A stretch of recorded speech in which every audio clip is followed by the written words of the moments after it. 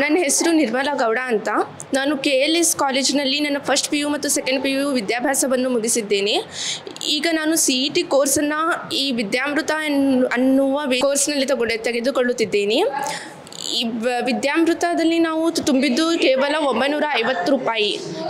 ಇಷ್ಟು ಸಣ್ಣ ಅಮೌಂಟ್ನಲ್ಲಿ ಅವರು ಆಫ್ಲೈನ್ ಮತ್ತು ಆನ್ಲೈನ್ ಎರಡು ಸೌಲಭ್ಯವನ್ನು ಕೊಡುತ್ತಿದ್ದಾರೆ. ಈಗ ನಾವು ಆಫ್ಲೈನ್ ಕ್ಲಾಸ್ ಸ್ಟಾರ್ಟ್ ಆಗಿ 8ನೇ ದಿನ. ಇವತ್ತು ನಮ್ಮ ಆಫ್ಲೈನ್ ಕ್ಲಾಸ್ ಎಲ್ಲ ಮುಗಿಯುತ್ತೆ. ನಾಳೆ ಮತ್ತು ನಾಡಿದ್ದು KCET ಅನ್ನುವ KCET ಎಕ್ಸಾಮನ್ನು ತೆಗೆದುಕೊಳ್ಳುತ್ತಿದ್ದಾರೆ. ಮತ್ತು ನಮಗೆ ಸ್ಟಡಿ ಮೆಟೀರಿಯಲ್ಸನ್ನು ಕೊಟ್ಟಿದ್ದಾರೆ.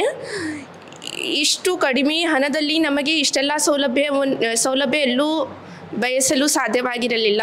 ಹಾಗಾಗಿ ವಿದ್ಯಾಮೃತ ಹಚ್ಚಿದ್ದರಿಂದ ನನಗೆ CETಯಲ್ಲಿ ಕ್ರ್ಯಾಕ್ ಮಾಡ್ಬೋದು ಅನ್ನೋ ನಂಬಿಕೆಯೂ ಬಂದಿದೆ. ನಾನು CET ಬರೆದು ಇಂಜಿನಿಯರ್ ಆಗಬೇಕಂತ ಅಂದ್ಕೊಂಡಿದ್ದೀನಿ. Thank you.